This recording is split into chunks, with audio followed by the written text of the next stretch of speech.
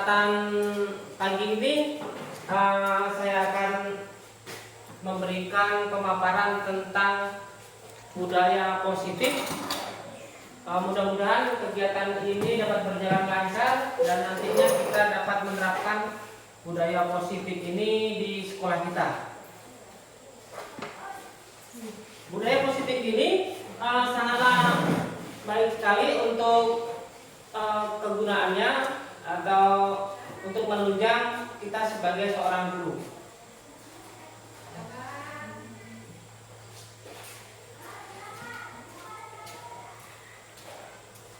Tujuan dari pendidikan budaya positif ini tujuannya yaitu menurut Ki Hajar Dewantara, tujuan pendidikan adalah menuntun segala kodrat yang ada pada anak-anak agar mereka dapat mencapai keselamatan dan kebahagiaan yang tertinggi atau yang setinggi-tingginya baik sebagai manusia maupun sebagai anggota masyarakat.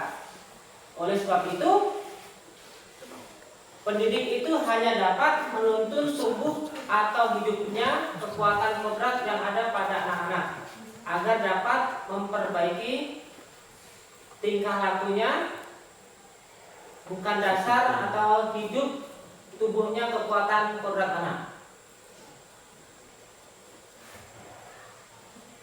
Kemudian pengertian dari budaya positif itu sendiri, budaya positif merupakan perwujudan dari nilai-nilai atau keyakinan universal yang diterapkan di sekolah. Jadi budaya positif ini diterapkan di sekolah untuk perwujudan dari visi dan misi sekolah itu sendiri.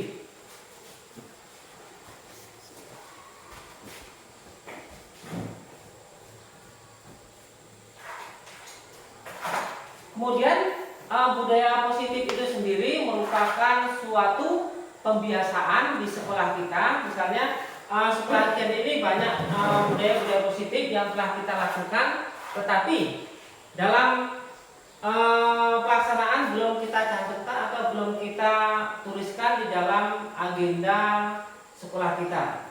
Oleh sebab itu di sini kita akan menjelaskan tentang budaya positif yang ada di sekolah kita, atau pembiasaan yang baik.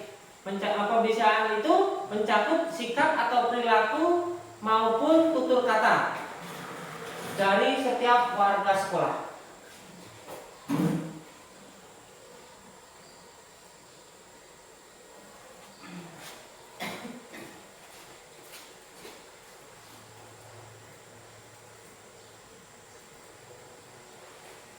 Kemudian contoh penerapan budaya positif di sekolah. Yang pertama ada senyum, salam, sapa, sopan dan santun. Kemudian menjaga kebersihan kelas. Ini sering sekali kita terapkan di dalam kehidupan kita di lingkungan sekolah. Biasanya setiap pagi kita disambut oleh anak-anak dengan sapa atau senyuman. Kemudian kita juga sering menjaga kebersihan kelas. Misalnya kita setiap pagi mengadakan operasi semut untuk membersihkan lingkungan sekolah kita atau mengumpulkan sampah, itu merupakan budaya positif. Jadi ini sering kita lakukan di sekolah kita setiap pagi. Kemudian di situ saling menghormati.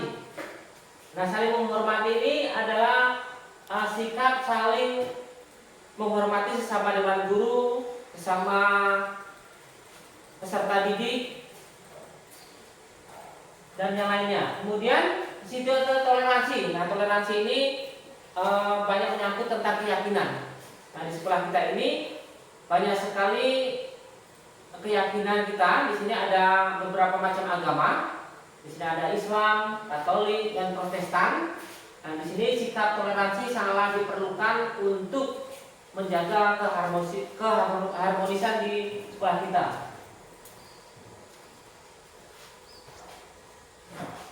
Kemudian mengerjakan tugas tepat waktu. Di sini mengerjakan tugas tepat waktu ini, kalau peserta didik misalnya mengerjakan PR-nya, kalau dewan guru mengerjakan tugas-tugasnya, baik yang diberikan oleh pihak kepala sekolah maupun dinas pendidikan.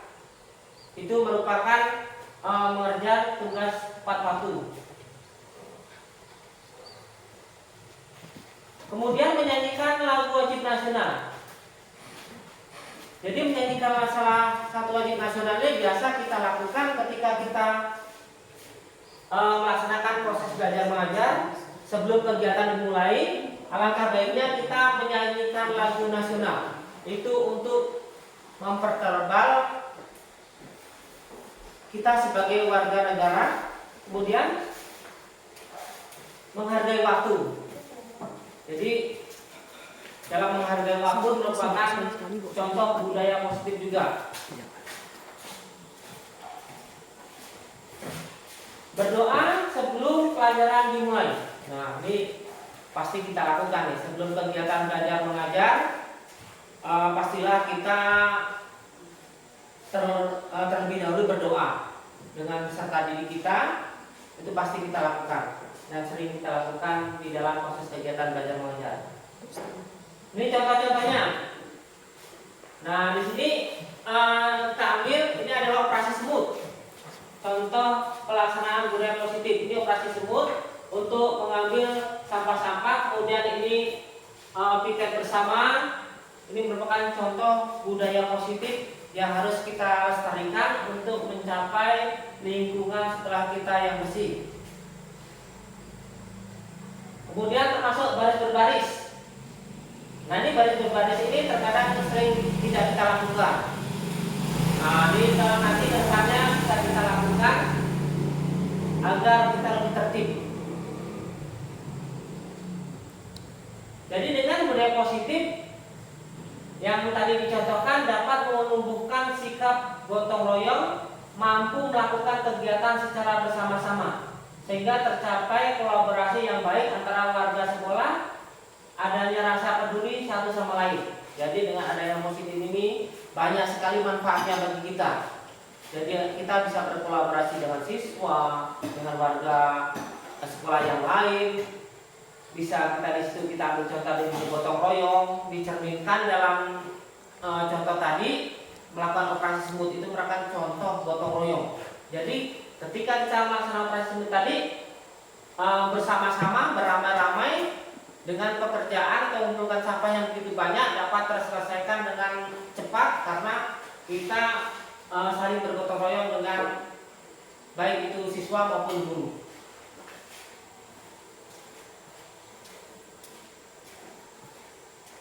Jadi ini pentingnya penerapan budaya positif.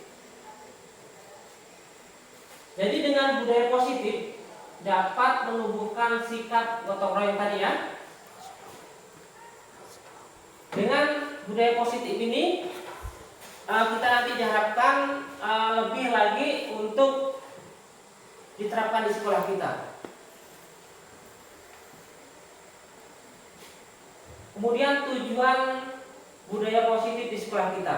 Jadi budaya positif ini juga merupakan ada tujuannya. Tujuannya itu sangatlah membantu kita dalam melaksanakan proses pendidikan di sekolah kita. Di sini tujuan dari budaya positif itu sendiri membangun budaya positif di sekolah adalah menumbuhkan karakter anak. Kita semua percaya bahwa tujuan penting sekolah adalah pembentukan karakter. Itu mengapa budaya program sekolah yang bertujuan untuk menumbuhkan karakter murid.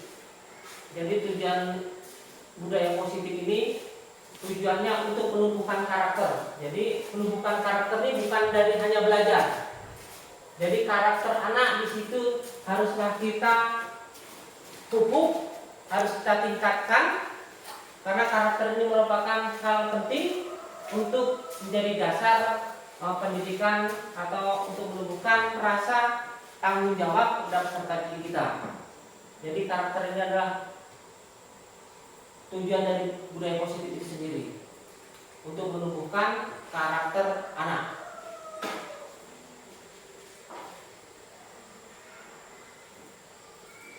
Kemudian ada di sini konsep utama budaya positif. Yang pertama ada perubahan paradigma belajar. Kemudian ada disiplin positif. Yang kedua, kemudian yang ketiga motivasi perilaku manusia. Kemudian yang keempat keyakinan kelas. Yang kelima kebutuhan dasar manusia.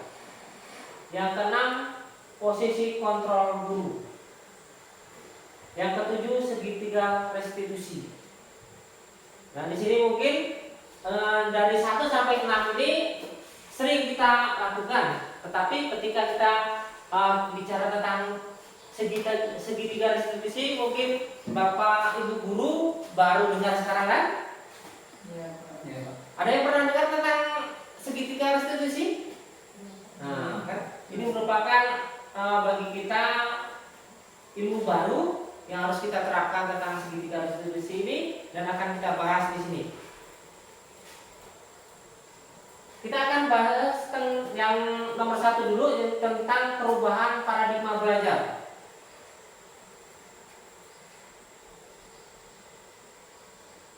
Jadi perubahan paradigma ini kegiatan kepalan tangan.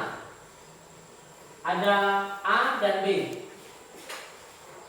Anda dan teman Anda. Sobeklah saja kertas kecil dan tuliskan benda atau sesuatu yang sangat berharga untuk Anda. Letakkanlah di salah satu tangan Anda dan genggam benda satu tersebut dengan segala daya. Buatlah sebuah kepalan. Jadi kita untuk benda itu kita genggam, itu ibaratkan hak milik kita. Benda itu merupakan sangat berharga bagi kita. Nah di situ kita teman Anda ingin memintanya. Jadi kita harus berusaha sekuat mungkin menggenggam tangan kita ini sekuat mungkin agar apa yang kita miliki ini tetap kita jaga. Walaupun dengan bujuk rayu apapun, sekuat rayuan apapun yang teman berikan agar membuka genggaman tangan kita ini, kita harus tetap pertahankan. Jadi ini tentang paradigma.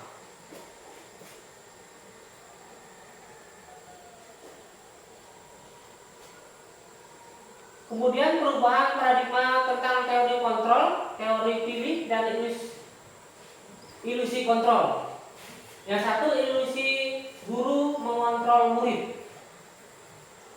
Yang kedua ilusi bahwa kritik dan membuat orang merasa bersalah dapat menguatkan karakter. Yang ketiga ilusi bahwa semua penguat positif, efektif, dan bermanfaat. Yang keempat ilusi bahwa orang dewasa memiliki hak untuk memaksa. Ini tentang ilusi kontrol. Kemudian perubahan paradigma, stimulus, respon, teori kontrol tentang teori pilihan. Siapa yang sesungguhnya memiliki kontrol? Nah, seringkali kita sebagai guru kita memiliki kontrol sepenuhnya. Karena kita merupakan seorang guru yang sebagai besar mempunyai kontrol terhadap peserta didiknya. Kemudian di sini stimulus responnya kita mencoba mengubah agar berpandangan sama dengan kita. Teori kontrol pilihan kita berusaha memahami pandangan orang lain tentang dunia. Kemudian yang kedua, perilaku buruk dilihat sebagai suatu kesalahan. Teori kontrolnya semua perilaku memiliki tujuan. Orang lain bisa mengontrol saya. Teorinya hanya Anda yang bisa mengontrol diri Anda. Saya bisa mengontrol orang lain. Anda tidak bisa mengontrol orang lain. Jadi ketika kita anggapan bahwa kita itu bisa mampu mengontrol orang lain, ternyata kita tidak bisa. kita tidak mampu sepenuhnya mengontrol orang lain. Kemudian selanjutnya pemaksaan ada pada saat rujukan gagal. Kemudian pilihannya kolaborasi dan konsensus menciptakan pilihan-pilihan baru. Model berpikir menang atau kalah. Kemudian tone kontrol pilihannya model berpikir menang. Ini adalah tentang stimulus, tentang teori kontrol. Kemudian tentang budaya positif.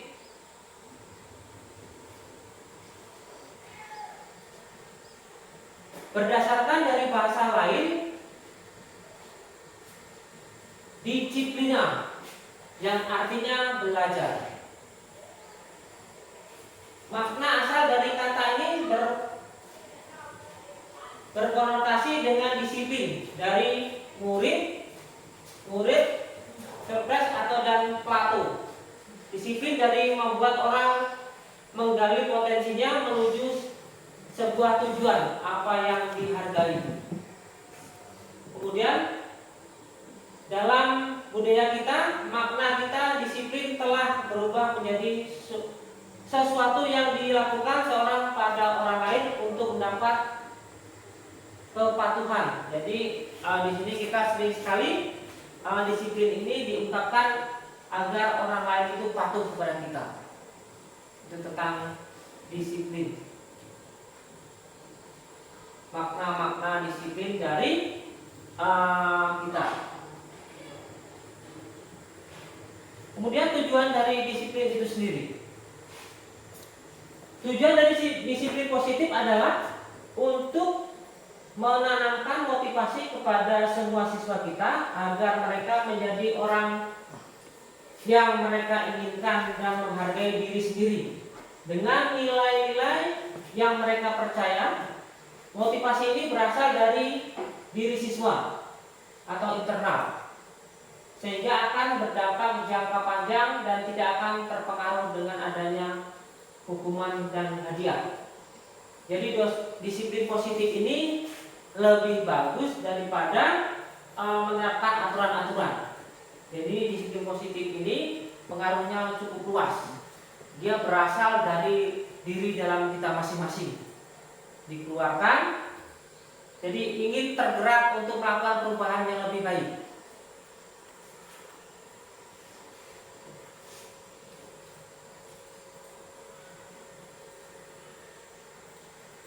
Kemudian nilai-nilai kebajikan universalnya.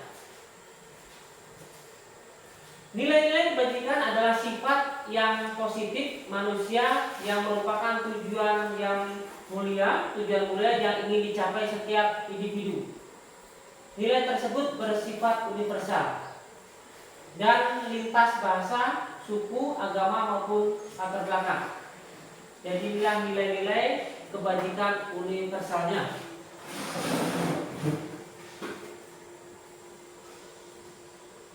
Yang pertama, setiap perilaku atau perbuatan memiliki suatu tujuan. Dari teori Dr. William. Kemudian yang kedua, dengan mengaitkan nilai-nilai kebajikan yang diyakini seorang, maka motivasi internalnya akan terbangun sehingga menggerakkan motivasi dari dalam untuk dapat menciptakan tujuan mulia yang diinginkan. Ini menurut Jenny Gosen tahun 1998. Kemudian selanjutnya nilai-nilai kebajikan yang ingin dicapai oleh setiap anak Indonesia.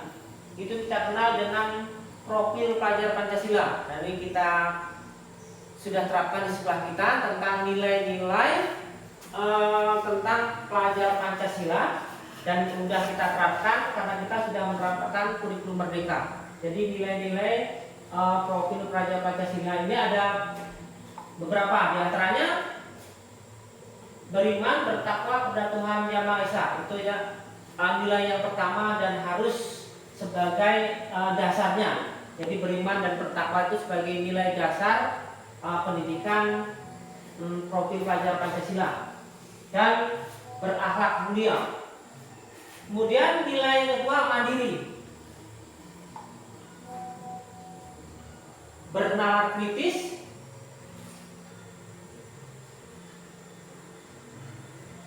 kemudian bergotong royong dan kreatif, berkebinekaan global. Ini nilai-nilai dari profil pelajar Pancasila.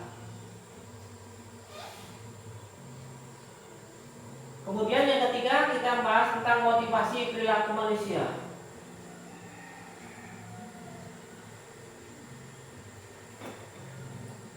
Teori motivasi perilaku manusia. Yang pertama, motivasi eksternal untuk menghindari ketidaknyamanan atau hukuman apa yang akan terjadi apabila saya tidak melakukannya. Ini adalah tentang teori motivasi perilaku manusia. Jadi setiap manusia itu ingin menghindari berbagai macam hukuman, itu pasti dari dalam diri kita. Kemudian yang kedua,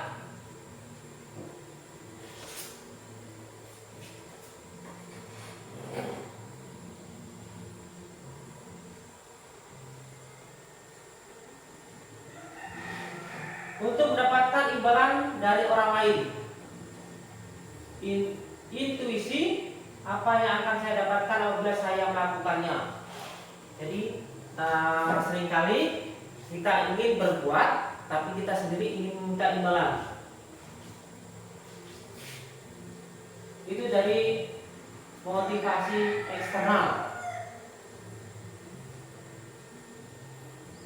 Kemudian yang ketiga tentang motivasi internal atau tujuan disiplin positif. Untuk menghargai diri sendiri, saya akan menjadi orang yang seperti apa bila saya melakukannya. Nah, ini yang harus kita terapkan. Yang ketiga, karena ini saya katakan lagi muncul dari dalam kita sendiri. Saya lebih tertarik yang ketiga ini. Untuk menghargai diri sendiri, saya akan menjadi orang yang seperti apa bila saya melakukannya. Misalnya, kita ingin berbuat salah, kita ingin jadi seperti apa kalau kita lakukan terus. Lain dengan yang satu, apa yang kedua tadi. Ini menurut Ki Hajar Dewantara, merdeka menurut Ki Hajar Dewantara.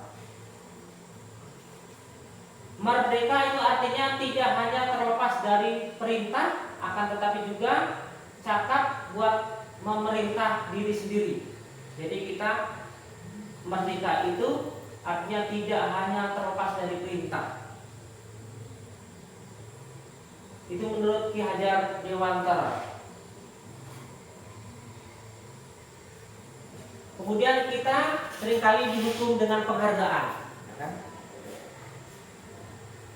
Nah kan kita sering dihukum dengan penghargaan. Jadi ketika kita mendapat penghargaan, kita itu pada dasarnya dihukum. Dihukum dengan apa? Nah, ini bahwa penghargaan berlaku sama dengan hukuman. Dalam arti meminta atau membujuk seseorang melakukan sesuatu untuk memenuhi suatu tujuan atau tujuan tertentu dari orang yang meminta atau yang membujuk. Dorongannya eksternal dan akan ada faktor ketergantungan. Berapa dampak dari pemberian atau penghargaan. Jadi ketika kita mendapat penghargaan, otomatis kita dituntut.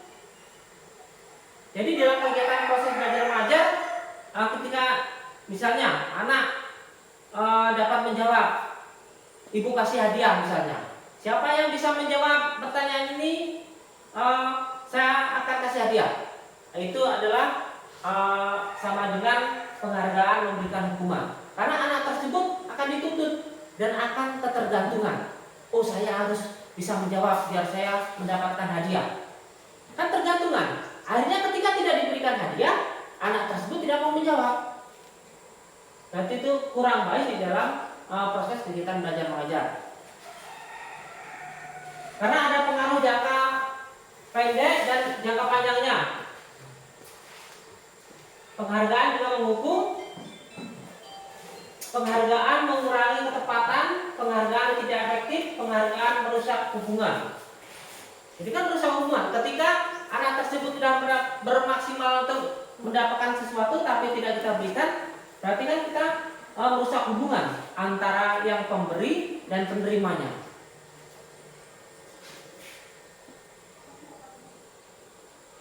Contohnya hukuman oleh penghargaan. Penghargaan menurut kualitas, penghargaan mematikan kreativitas, penghargaan mengurangi motivasi intrinsik. Jadi penghargaan ini banyak sekali kekurangannya, termasuk motivasi. Dan saya katakan tadi, ketika anak itu tidak diberikan hadiah tapi sudah berusaha dengan maksimal, ke depannya pasti anak tersebut motivasinya berkurang. Jadi motivasi belajarnya juga berkurang karena tidak diberikan penghargaan tersebut.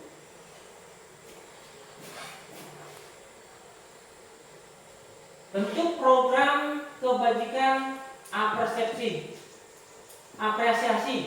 Dalam memberikan apresiasi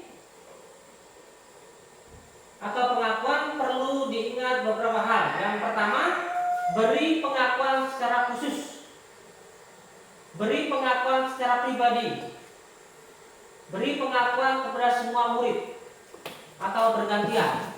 Kemudian beri pengakuan secara konsisten dan fokus pada proses.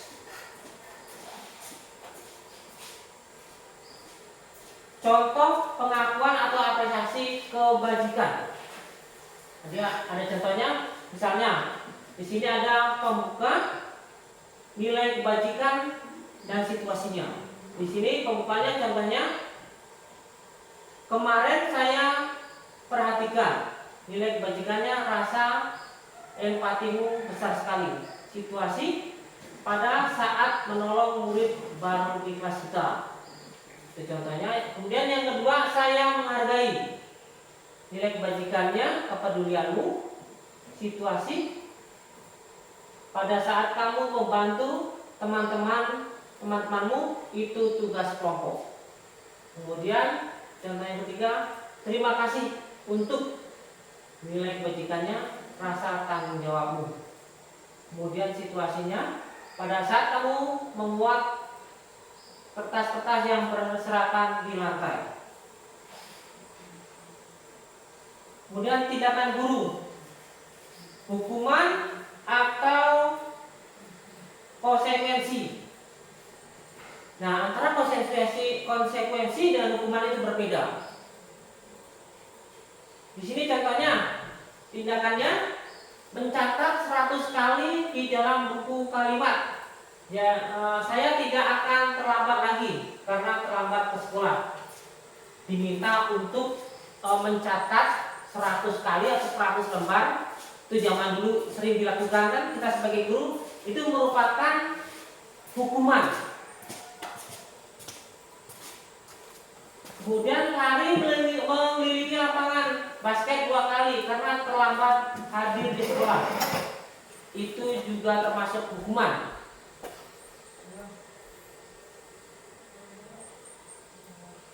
Kemudian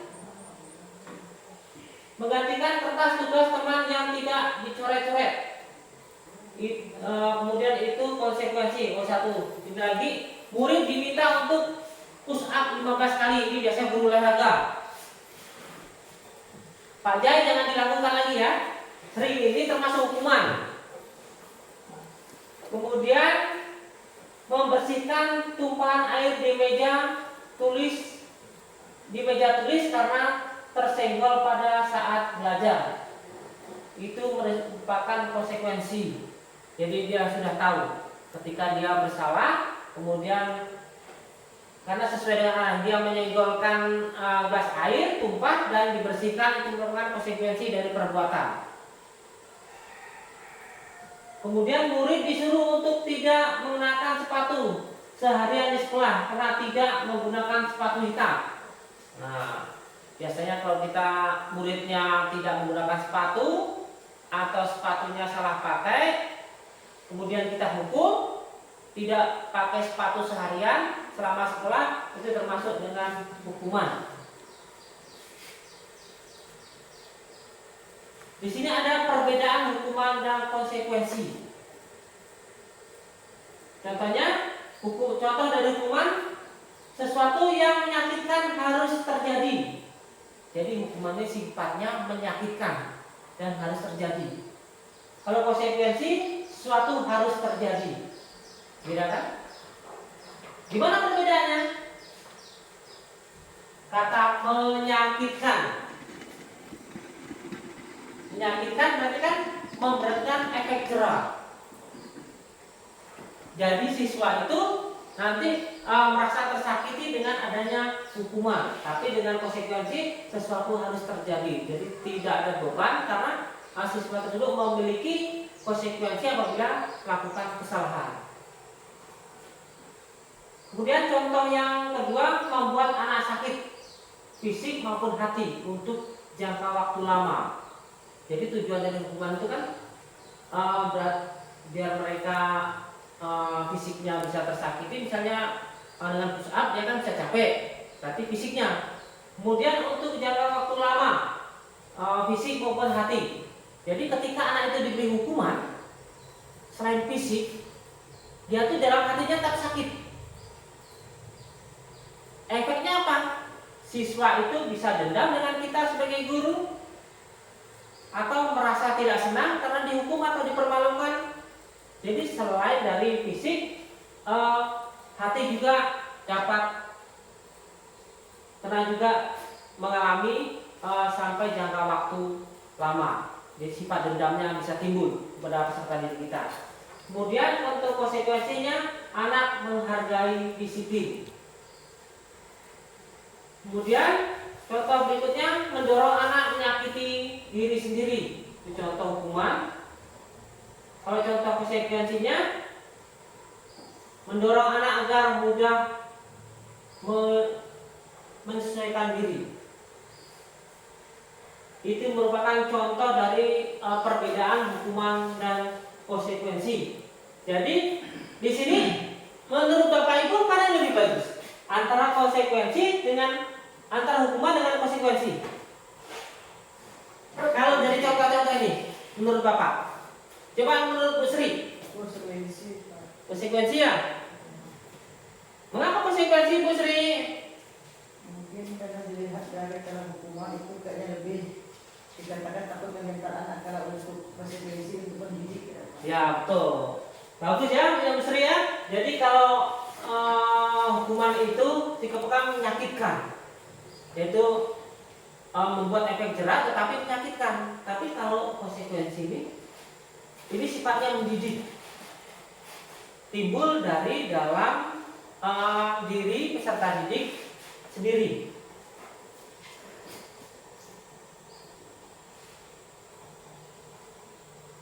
Nah, dari antara hukuman dan konsekuensi timbullah apa itu restitusi. Nah, tadi udah di awal tadi tentang restitusi. Apa itu restitusi?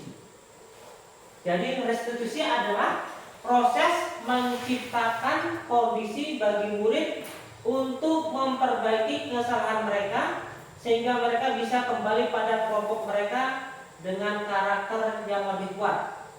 Jadi restitusi juga merupakan proses kolaboratif yang mengajarkan murid untuk mencari solusi untuk masalah mereka dan membantu murid berpikir tentang orang seperti apa yang mereka inginkan menjadi tujuan yang mulia dan bagaimana mereka harus memperlakukan orang lain.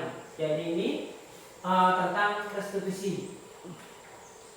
Jadi mereka sendiri berusaha untuk memperbaiki kesalahan mereka sendiri menurut segitiga restitusi ini. Kemudian bisa menghargai orang lain.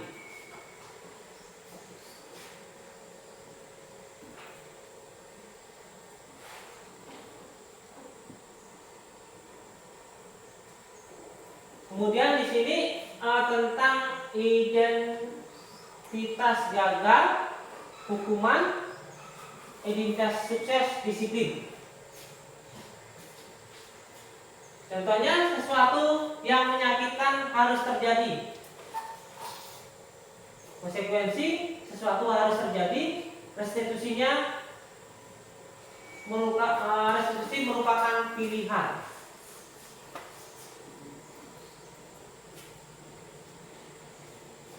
Ini merupakan dari contoh lintas gagal atau hukuman dengan disiplin. Ciri-ciri restitusi. Yang pertama, bukan untuk menebus kesalahan, namun untuk belajar dari kesalahan. Kalau tadi hukuman kan untuk menebus kesalahan, tetapi di sini restitusi adalah untuk menebus kesalahan, namun untuk belajar dari kesalahan, sebagai belajar dari kesalahan, bukan untuk menebus. Kalau restitusi. Kemudian yang kedua, memperbaiki hubungan.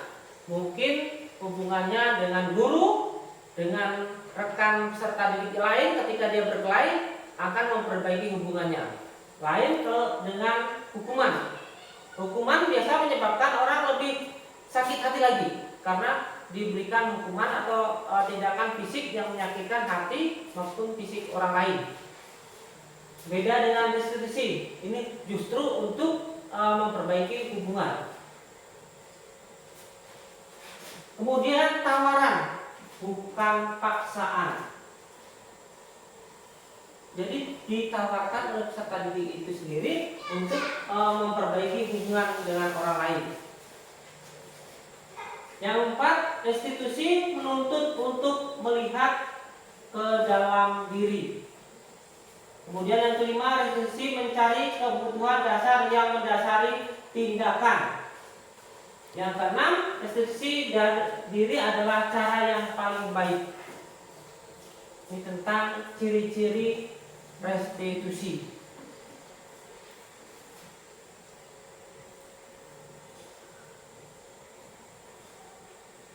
Yang kedelapan, restitusi fokus pada solusi. Jadi restitusi ini mencari solusi yang terbaik untuk pemecahan sebuah masalah yang ditimbulkan dari diri atau peserta didik yang lainnya. Kemudian keyakinan kelas. Apakah Bapak Ibu semua sudah ada keyakinan kelasnya masing-masing? Ada. Ya, keyakinan kelas ini sangat penting bagi kita. Ini merupakan dasar di dalam kelasnya kita masing-masing. Apa itu keyakinan kelas? Kesepakatan aturan, Bapak. Nah, mengapa tidak peraturan saja? Mengapa harus keyakinan kelas? Biasanya kan kalau kita ditempel aturan-aturan tuh, aturan kelas. Nah, misalnya di kelas 5 aturannya apa aja ditempel kan? Mengapa tidak aturannya? Mengapa harus keyakinan kelas? Nah, mengapa kita memiliki peraturan harus menggunakan helm bila mengendarai kendaraan bermotor atau roda 2? Itu aturan, kan? Mengapa kita memiliki peraturan 3M? Menggunakan masker, mencuci tangan, dan menjaga jarak. Ini contoh aturan.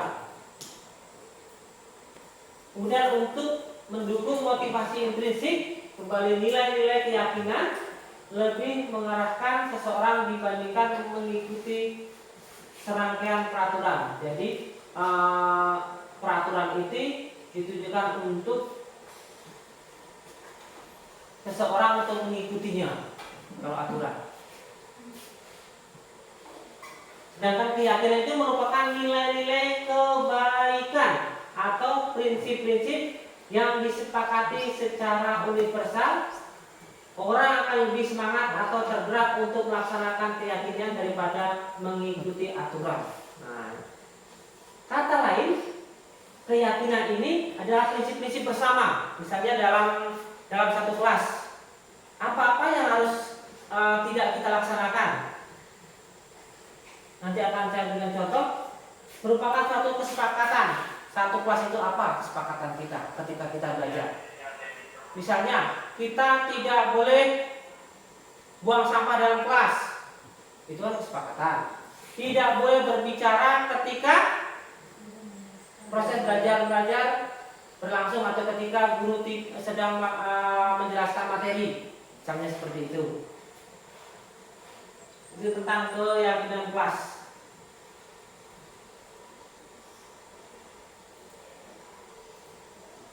Bentuk keyakinan kelas.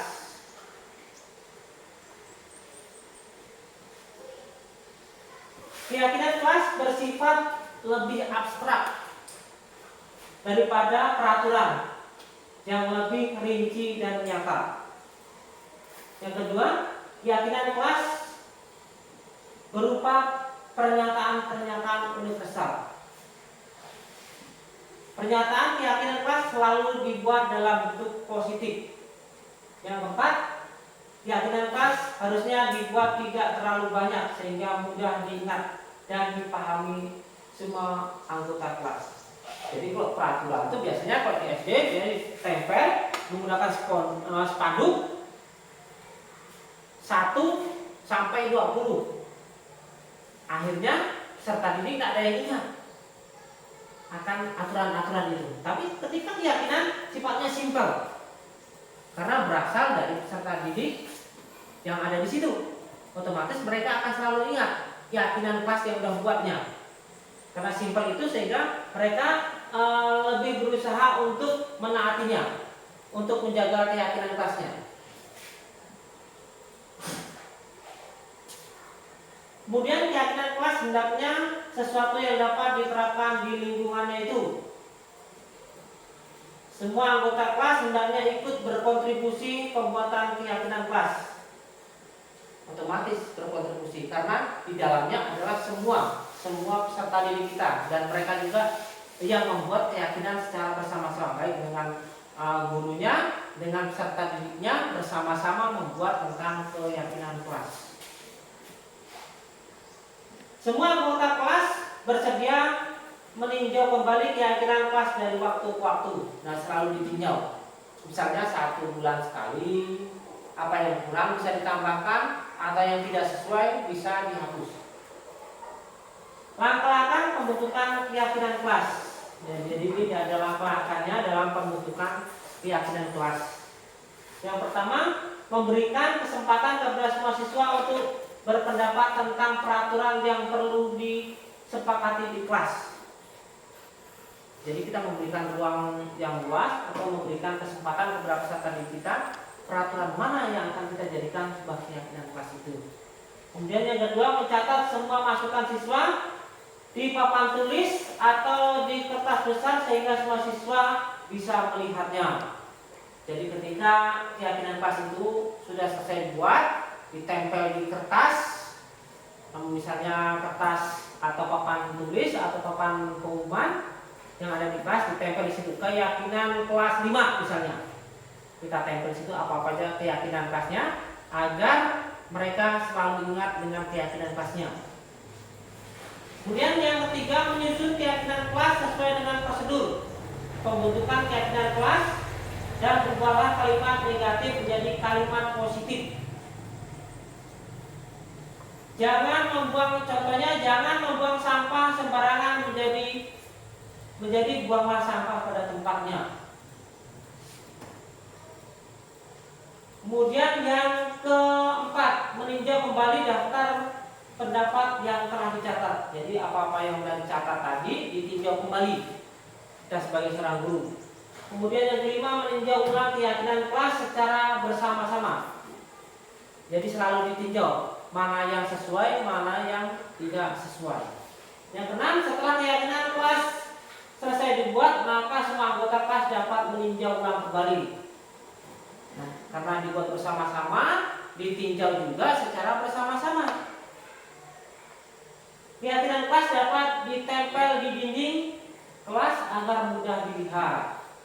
Ya, jadi semua setelah dibuat, ditinjau kembali bersama-sama, ditempel di kelas kita agar senantiasa dilihat peserta didik kita, sehingga mereka akan selalu ingat dengan keyakinan kelasnya. Ini contohnya. Ini contoh hasil keyakinan kelas 5. Ini bagus kita buat dan ditempel di kelasnya masing-masing. Misalnya nih, bertanggung jawab mengerjakan tugas piket, bersikap jujur, bersikap tenang saat pelajaran berlangsung, bersikap sopan dan menghormati guru, saling tolong menolong, hidup rukun dengan teman. Nah, ini beda dengan aturan. Ini adalah sebuah keyakinan kelas yang dibuat kelas 5. Ini sesuai dengan pendapat siswa tadi. Tadi mungkin banyak, ada sampai 7, tapi di situ kan ditinjau kembali, ditinjau bersama. Akhirnya didapat ini, disepakati bersama. Nah, misalnya anak tersebut, misalnya si Ani tidak piket, dipanggil si Ani.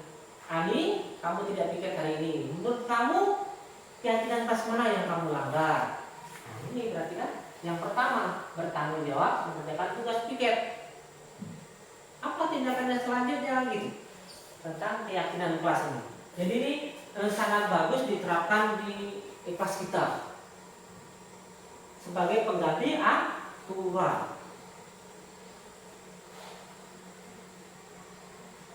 Kemudian budaya positif, lingkungan positif, keyakinan kelas, peraturan kelas.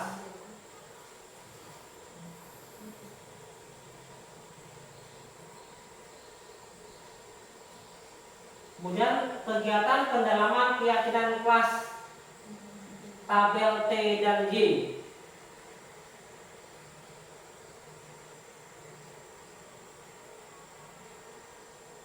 Nah ini baru dilihat juga nih.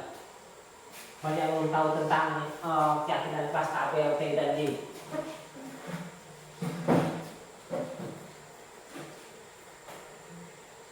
Contohnya di sini hormat. Kecil benar ya.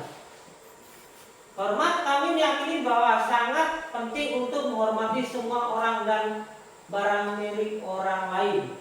Pekerja, kami meyakini bahwa sangat penting untuk mengerjakan segala pekerjaan atau mengikuti kegiatan yang telah ditugaskan.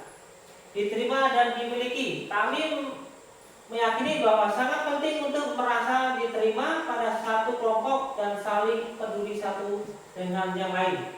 Ini tentang keyakinan kelas tabel T dan Y. Kegiatan pendalaman keyakinan kelas tabel T dan Y, misalnya hormat yang tadi, ini dia. Terdengar. Satu orang berbicara, yuk saya bantu kita bisa melaksanakan ini bersama. Terima, tolong ya, permisi, boleh saya pinjam? Nanti akan segera saya kembalikan. Kemudian terlihat di sini berempati terhadap perasaan orang lain,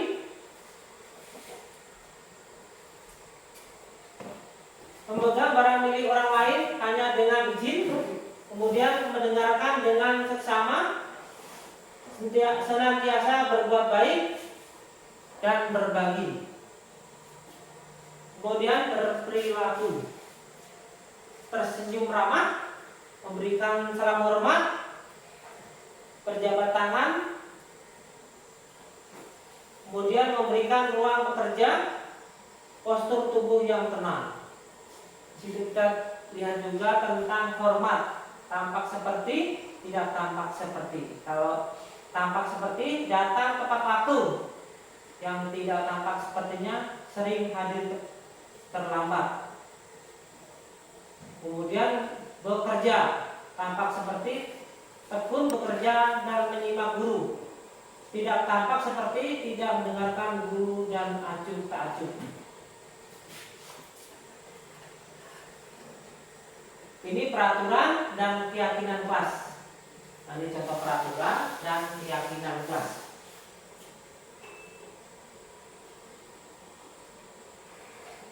Selalu kembalikan buku ke tempatnya. Itu berarti peraturan. Kalau keyakinan kelas, tanggung jawab keyakinan kelasnya. Dan selanjutnya, dilarang mengganggu orang lain. Kemudian keyakinan kelasnya menghormati orang lain. Peraturan, hadir di sekolah 15 menit sebelum pembelajaran dimulai. Keyakinan kelasnya menghormati orang lain, berkomitmen. Ini langkah-langkah kita atau dalam kita membuat keyakinan kelas. Kata-kata yang tepat dalam pembentukan keyakinan kelas.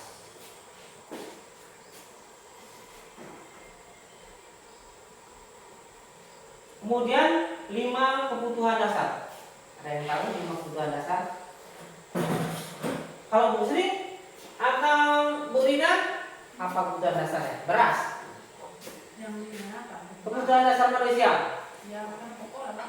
Makanan pokok. Menurut Pak Lukas, kebutuhan dasar manusia?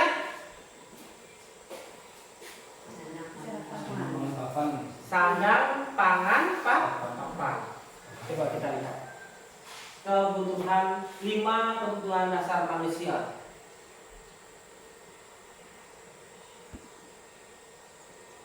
Bertahan hidup, itu yang pasti.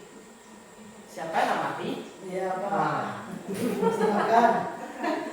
bertahan hidup itu kebutuhan yang pertama. Kebutuhan yang pertama itu bertahan hidup. Yang kedua, kasih sayang dan rasa diterima. Pasti kan mau dikasih sayang semua. Dan keluarga. Kemudian yang ketiga, kesenangan. Siapa anak sedih terus.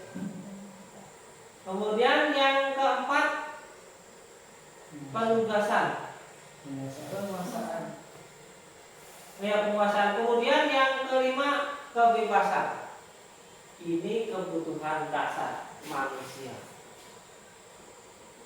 Salah satu ini saja, 5 kebutuhan dasar ini, salah satunya saja tidak terpenuhi oleh kita, akan terjadi masalah. Bertahan hidup. Ketika orang ingin mengganggu kita, kita akan tetap bertahan hidup kan, berusaha sekuat mungkin. Kasih sayang. Ketika kita merasa tidak disayangi, tidak merasa diterima di suatu lingkungan, otomatis terjadi masalah. Bunuh diri. Nah,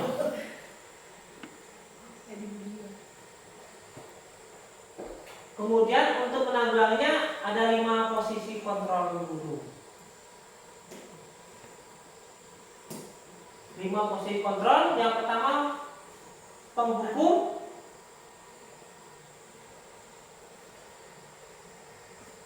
Kemudian teman, pembuat rasa bersalah, pemantau, manajer. Ini 5 posisi kontrol. Kita terletak di mana sebagai guru yang tepat? Apakah sebagai penghukum? Guru itu sebagai penghukum? Atau pembuat rasa bersalah? Atau kita sebagai teman? Atau kita sebagai pemantau? Atau kita sebagai manajer? Kita posisikan ini pada diri kita. Mana yang tepat, mana yang baik posisi kita di situ. Dari 5 posisi kontrol guru ini. Kita coba ya. 5 posisi kontrol. Motivasi, identitas gagal atau kontrol dari luar. Kemudian di situ identitas berhasil atau sukses. Identitas berhasil, sukses atau kontrol diri. Teman dan pemantau. Ya, kontrol luar. Kemudian ada guru berbuat. Ini kan ada penghukum ini, menghardik, menunjuk-nunjuk, menyakiti atau menyindir. Itu penghukum. Kalau pembuat rasa bersalah, tadinya kalau penghukum ini ya, menghardik, menunjuk-nunjuk, menyakiti, menyindir, itu penghukum. Kalau berbuat rasa bersalah, berceramah, membuatkan seharusnya ibu kecewa. Dan kalau sebagai teman, membuatkan alasan-alasan untuk muridnya. Kalau pemantau, menghitung dan mengukur. Kalau manajer, mengajukan pertanyaan-pertanyaan.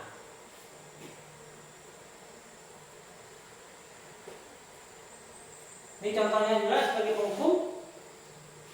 Guru berkata, kalau kamu tidak melakukannya, awas ya, rasakan. Itu penghukum. Tapi kalau membuat rasa bersalah, kata-katanya, kamu seharusnya sudah tahu. Ibu lebih sekali katakannya stres. Kalau kata-kata sebagai teman, ayolah lakukan demi ibu. Masa kamu tidak mau, ingat tidak ibu pernah bantu. Itu sebagai teman. Kalau pemantau, apa peraturannya? Itu sebagai pemantau kata-katanya. Kalau sebagai manajer, apa yang kita yakini? Apa yang bisa kerjakan untuk memperbaiki masalah ini? Itu ini adalah kata-kata sebagai penghukum, sebagai pembuat rasa bersalah, sebagai teman, sebagai pemantau dan manajer. Mana yang lebih bagus? Mana manajer? Teman dan manajer. Tergantung situasi dan kondisi.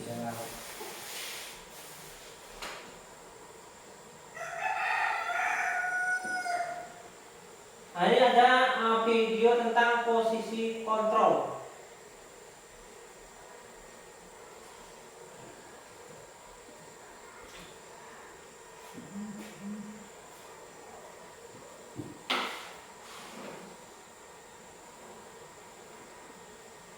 Kita tonton bersama.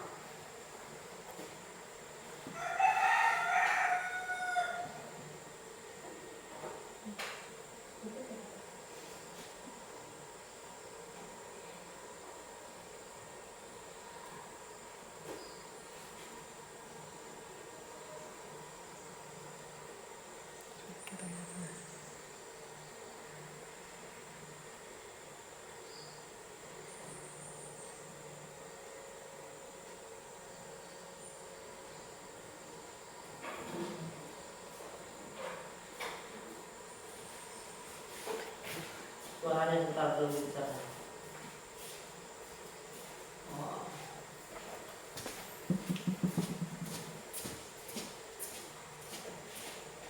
Tolong ambilkan itu Jai, Pak Jai. Kita biar melihat videonya tentang posisi kontrol.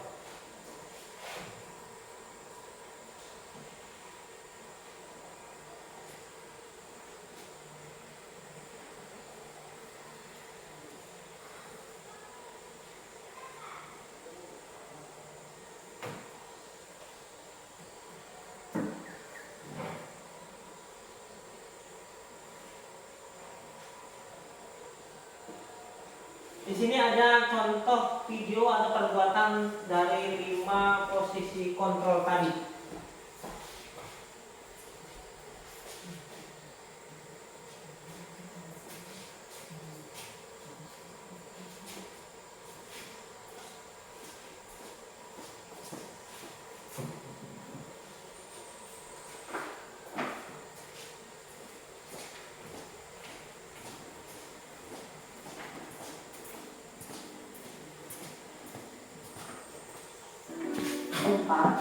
Posisi pemantau atau monitor, dan 5 posisi manajer. Untuk lebih memahami kelima posisi tersebut, mari kita saksikan kasus Nabil yang terlambat hadir 20 menit di sekolah dan melihat bagaimana kelima posisi kontrol dalam menghadapi masalah tersebut.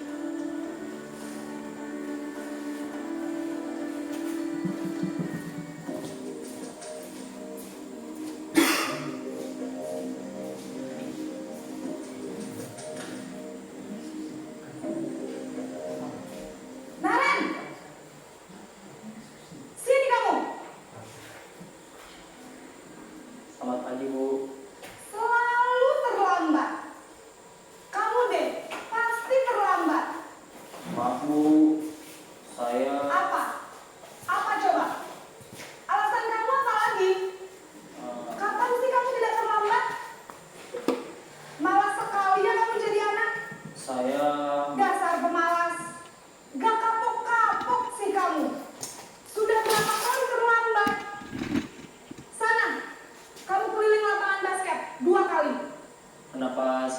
harus keliling lapangan basket, Bu.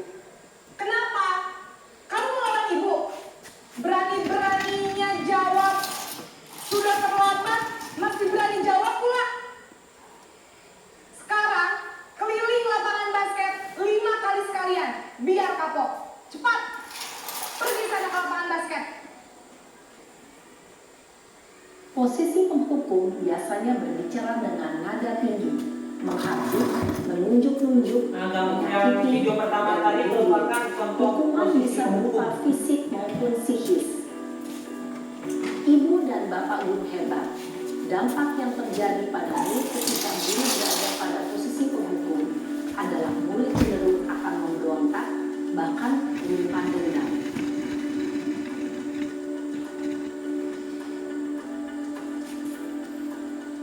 Posisi membuat rasa bersalah.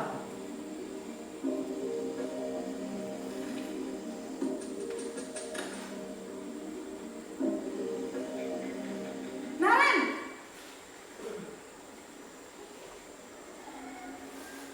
Selamat pagi, Bu. Naren.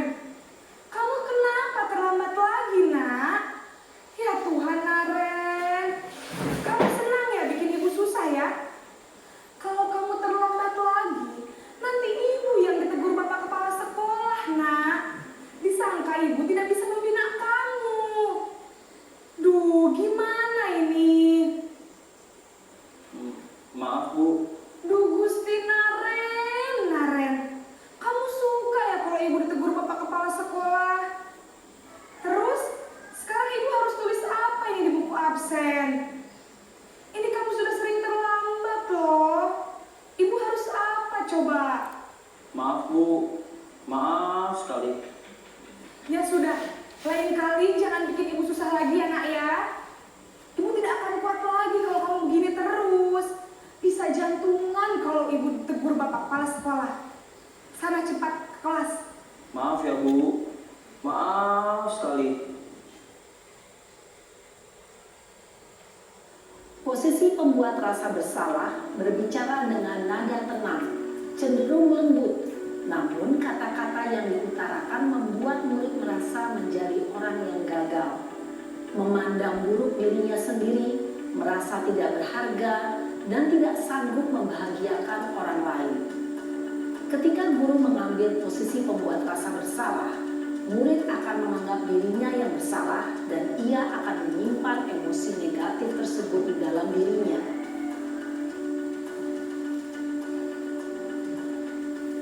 Ini posisi sebagai teman.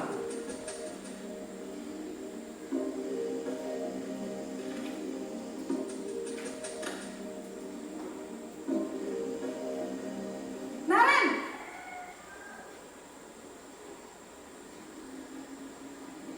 Selamat pagi, Bu. Wah, sudah jam berapa ini nak? Terlambat lagi ya sayang. Iya, Bu. Habis ibu saya lupa membangunkan saya, Bu. Kamu malah menyalahkan ibu kamu. Kamu bukannya anak yang larinya paling kencang. Kok terlambat sih? Iya, Bu. Saya memang terlambat bangun tadi. Jadi, biarpun saya lari kencang, tetap nggak kekejar, Bu. Ya sudah sana. Nanti lain kali larinya lebih kencang lagi ya. Biar gak terlambat lagi. Bikin seneng ibu. Demi ibu. Bisa kan? Bisa lah, Bu. Ya sudah sana masuk kelas. Ibu beresin urusan absen kamu. Kamu ini ada-ada saja. Dalam posisi teman, guru berbicara dengan nada suara ramah, akrab, cenderung bersenda gurau untuk menjaga suasana tetap santai. Murid akan merasa senang, aman, dan akrab dengan guru. Identitas yang tercipta adalah identitas sukses atau berhasil.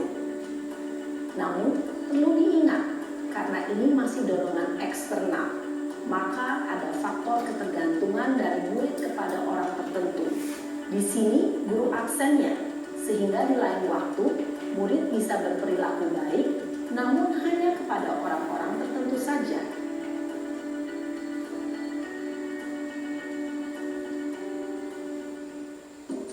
Teman pemantau atau monitor ya posisinya.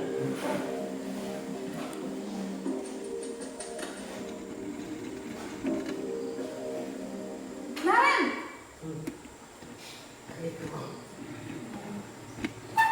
Selamat pagi Bu. Apa anak yang bandel nih? apa peraturan Dipanggil terus sekolah nih. kita tentang jam berapa kita harus masuk sekolah, nak? Kita harus di sekolah jam 7 Bu. Iya betul, sekarang sudah jam 7.20. Naren sudah tahu konsekuensinya jika terlambat hadir. Paham Bu. Saya harus tinggal kelas pas jam istirahat selama 20 menit. Iya benar, konsekuensinya demikian. Jadi nanti jam 9.30 pas istirahat, kamu harus tinggal di kelas, kerjakan tugas tambahan untuk ketertinggalan kamu, ya? Baik Bu. Posisi pemantau mengandalkan penghitungan atau data untuk mengontrol murid. Guru mengarahkan murid berdasarkan peraturan dan konsekuensi. Seorang pemantau menunjukkan bahasa tubuh dan ekspresi wajah yang datar dan cenderung formal.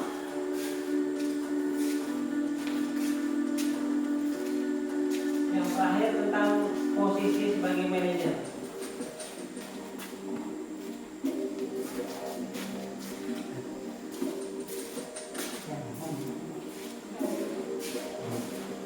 Naren!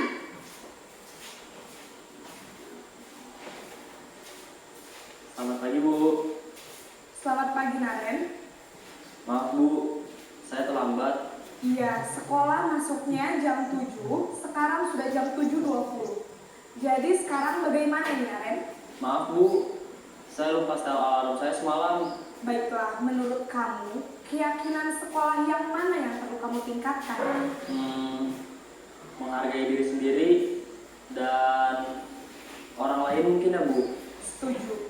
Jadi, apakah Naren meyakini prinsip saling menghormati tersebut?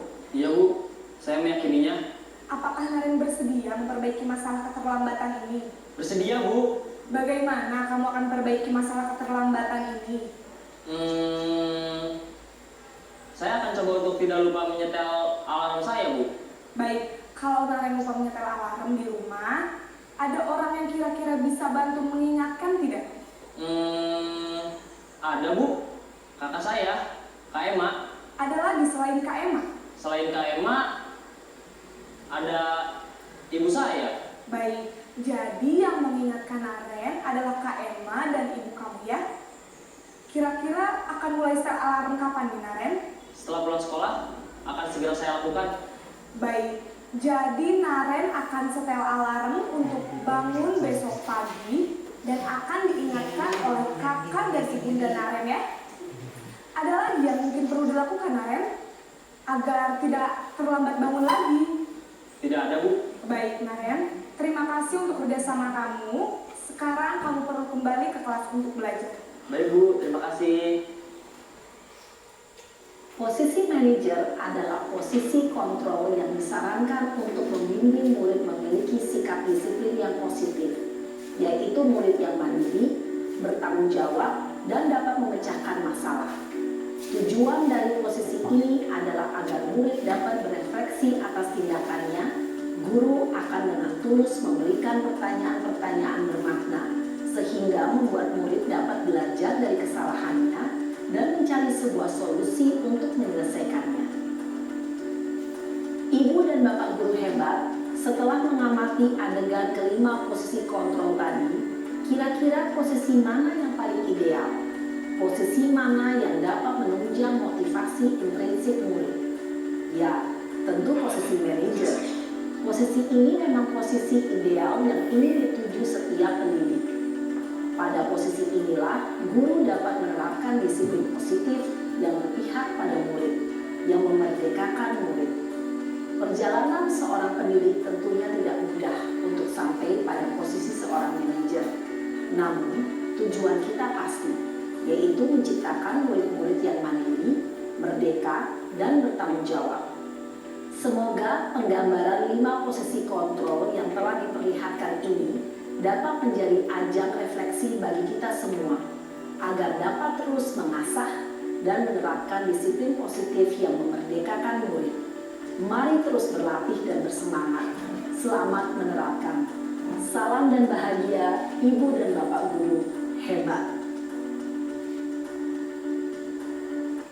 Ya, jadi dari kelima posisi kontrol tadi yang paling tepat adalah sebagai manajer. Kalau di situ posisi kontrol yang paling tepat dari video tadi.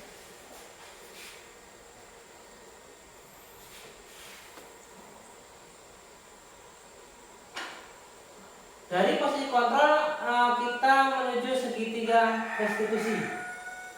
Nah ini saya katakan dari awal tadi tentang segitiga restitusi. Di sini ada menstabilkan likuiditas, validasi kebutuhan, menanyakan keyakinan, itu adalah segitiga restitusi. Kemudian nilai-nilai apa yang telah disepakati. Di situ ada juga pertanyaan-pertanyaannya tentang segitiga restitusi. Misalnya menstabilkan likuiditas. Guru berkata, berbuat salah itu hal yang manusiawi. Tidak ada manusia yang sempurna. Bapak atau ibu juga berbuat salah. Itu menstabilkan, Islam menetralkan permasalahan yang ada. Kemudian tentang validasi kebutuhan. Contohnya guru berkata, kamu bisa saja kan melakukan hal yang lebih buruk, tapi kamu tidak melakukannya. Itu perkataan guru tentang validasi kebutuhan. Menanyakan keyakinan. Anak melihat kesalahannya dihubungkan. Contohnya, apa nilai yang kita percaya di kelas atau sekolah kita atau nilai-nilai dasar apa yang telah kita sepakati. Ini masih ada hubungannya dengan kesepakatan kelas lagi.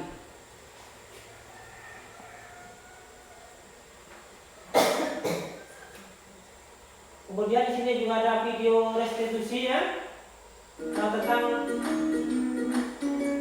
segitiga restitusi. Salam dan bahagia Ibu dan Bapak Guru hebat. Pada video kali ini kita akan membahas tentang salah satu program disiplin positif yang diterapkan di lingkungan sekolah yang dikenal dengan nama restitusi.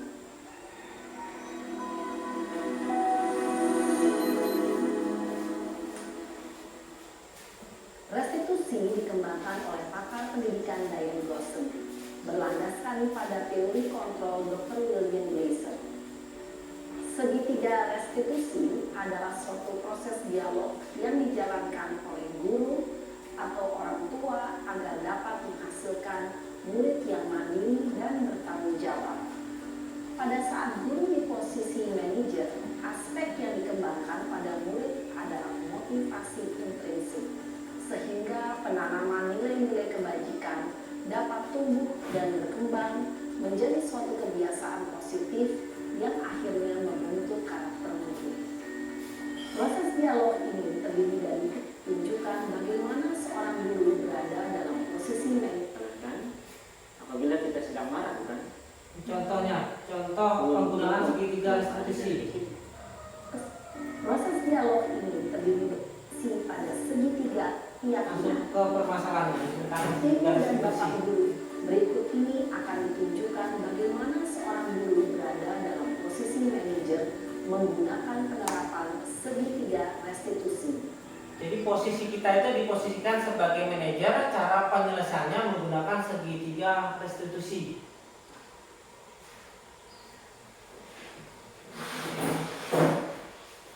Iya, Sarah. Ya Pak. Sudah lama nggak ketemu Sarah? Kenapa hari ini ada di sini? Kesel Pak, kesel banget. Masa aku dikatain tukang fitnah Pak? Ya aku marah lah. Aku balik katain Eka di depan kelas. Kesel banget. Oh begitu. Ya pasti kamu marah dan kesal. Bapak juga akan marah apabila ada yang menuduh Bapak seperti itu. Kemudian pada saat itu kamu mau melakukan apa? Ya saya langsung ngatain Eka lah Pak. Kesel banget. Saya bentak-bentak dia depan teman-teman lain. Oh begitu. Pasti kamu melakukan seperti itu karena suatu alasan tertentu, bukan? Iyalah, masa saya diam saja Pak? Ya saya bela diri lah. Masa saya dituduh tukang fitnah? Ya wajar lah. Mempertahankan harga diri itu sesuatu yang penting buat kamu. Untung kamu tidak bertindak lebih gegabah lagi. Hanya membentak-bentak. Iya Pak. Untung saya masih bersabar dan hanya membentak saja. Udah gemes padahal. Saya pasti bela diri lah. Ya pasti ya. Tapi kamu memilih untuk tetap bertahan dan bersabar. Kamu memilih untuk tidak berbuat lebih parah lagi, bukan? Iya. Nah, sekarang coba kita lihat lagi tindakan kamu yang bentak-bentak Eka di kelas. Tindakan kamu itu kira-kira sesuai dengan keyakinan kelas atau berbeda? Enggak lah Pak. Capek Pak jadi pemarah. Jadi keyakinan atau prinsip mana yang kurang sesuai dengan keinginan kamu? Ya, saya sebenarnya sangat menghargai orang lain. Mungkin saat itu saya menjadi emosi, jadi tidak menentukan sikap itu. Kamu meyakini tidak? Menghargai orang lain itu penting buat kamu. Yakinlah Pak. Iya, setuju. Kita harus saling menghargai. Namun, ada juga keyakinan yang kita sepakati yang perlu kita jalankan apabila kita sedang marah, bukan? Ya, saya bisa lebih proaktif, mulai dengan diri sendiri. Saya bisa jadi lebih sabar, mengambil waktu jeda untuk berpikir mau apa selanjutnya. Kira-kira kamu bersedia memperbaiki masalah ini tidak? Sedia Pak. Kalau kamu memperbaiki masalah ini, kamu akan menjadi orang seperti apa? Saya akan menjadi orang yang bertanggung jawab kali ya Pak. Dan senantiasa proaktif. Iya, menurut kamu bagaimana rasanya menjadi orang seperti itu? Ya nyaman lah, bangga bisa bersabar dan menahan diri. Baiklah kalau begitu. Yuk kita pikirkan bagaimana memperbaiki masalah ini.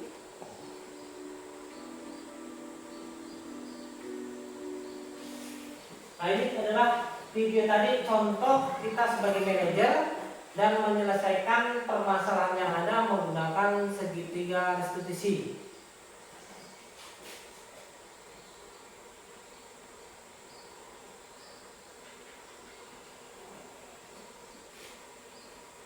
Nah, mungkin sampai di sini penjelasan kita tentang budaya positif kita. Dari paparan yang telah saya sampaikan tadi, setelah mendengar tentang pemaparan budaya positif ini, bagaimana perasaan Bapak Ibu semuanya? Coba Bu Rina. Ayo coba Bu Rina, ayo berdiri Bu Rina coba. Perasaan setelah mendengarkan paparan saya tentang budaya positif tadi, bagaimana tadi cara penyelesaian masalah jika tadi terjadi permasalahan.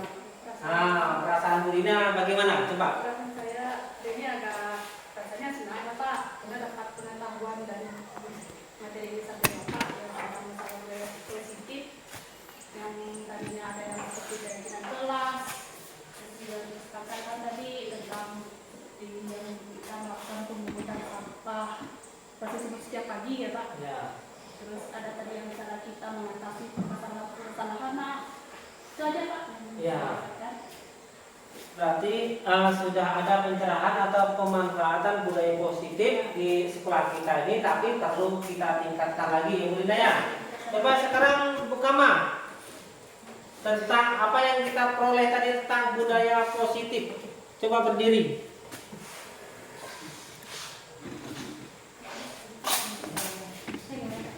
Apa yang didapat setelah mendapatkan pemaparan budaya positif ini? Kesimpulannya mungkin saya yang tadinya tidak tahu menjadi tahu tentang apa sih budaya positif itu gitu. Ya. Menjadi lebih paham lah. Cip. Saya Pak. Ya, Bu Sri. Baik Pak, untuk selaku saya sendiri yang berada di sekolah kita ini, yang mana Pak Ibu menyampaikan tentang budaya positif pada SD kita, kami selaku guru yang mungkin kawan-kawan kan guru yang tidak tahu contohnya tadi mengenai tentang ilmu segitiga restitusi Iya. dan keyakinan kelas, yang mana benar-benar baru ini sangat bermanfaat bagi kami, dan kami sangat berterima kasih kepada Bapak yang telah menyampaikan ilmu budaya positif ini. Semoga kami bisa akan menerapkan ke anak-anak dan sekolah kita ini, Pak. Terima kasih itu aja, Pak. Ya, jadi dari pemaparan tadi merupakan ilmu baru dan sejatinya kita harus prakteknya ke dalam kelas kita masing-masing, terutama di sekolah kita, agar setiap permasalahan dapat kita selesaikan seperti contoh tadi tanpa menggunakan aturan kan, tapi menggunakan keyakinan kelas. Baik, terima kasih atas kerjasama kita kurang lebih 1 jam ini dalam pemaparan budaya positif ini. Semoga apa yang saya paparkan tadi dapat bermanfaat bagi sekolah dan bagi diri kita masing-masing. Saya akhiri, selamat siang. Halo, selamat pagi. Saya Lukas Nasemnasi, guru SD 1 Pinang Utara. Setelah mendengarkan paparan dari Pak Susanto mengenai budaya positif, saya merasa mendapatkan pengetahuan baru serta terlebih termotivasi untuk melaksanakannya di sekolah. Harapannya ke depan kami bisa menerapkannya di sekolah kami SD 1 Pinang Utara. Untuk Pak Susanto, semangat terus Pak, dan semoga berhasil.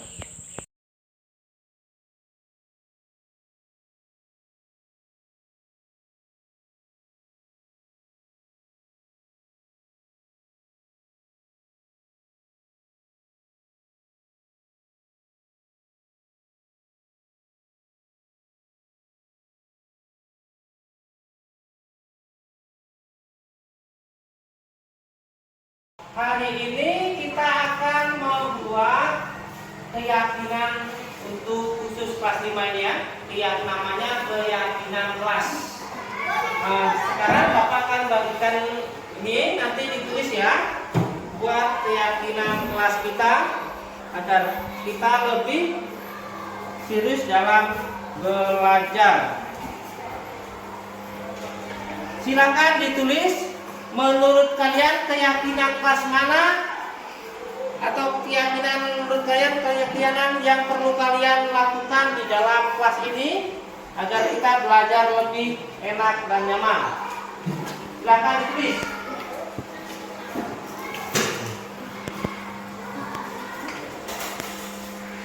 Ya, silakan ditulis. Kalau sudah nanti kita tempel di sini ya. Kalau sudah nanti kita tempel di sini, kita buat keyakinan kelasnya. Nanti jawaban yang sama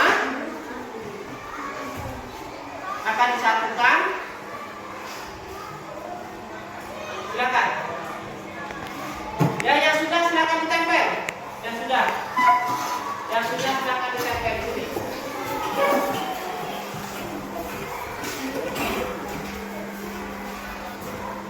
Nah, silakan.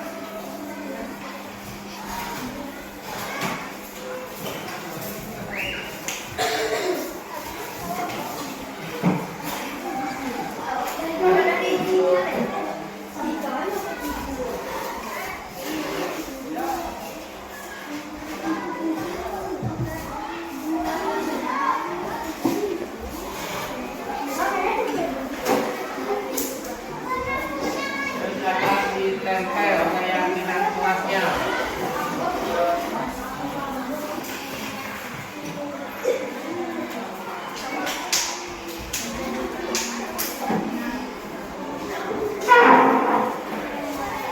Coba siapa yang mau membacakan?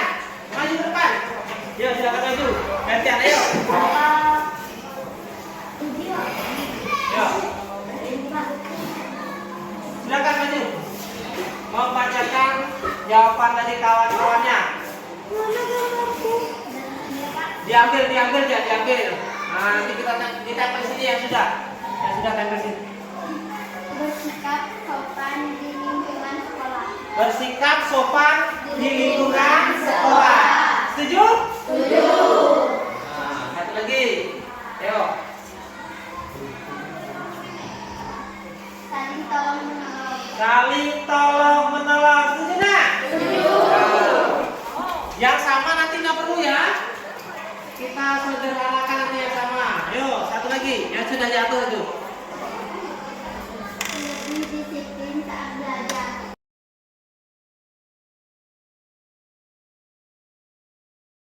Assalamualaikum Rudi, warahmatullahi wabarakatuh. Sabtu kemarin kenapa bisa ikut kegiatan ekstra pramuka ya?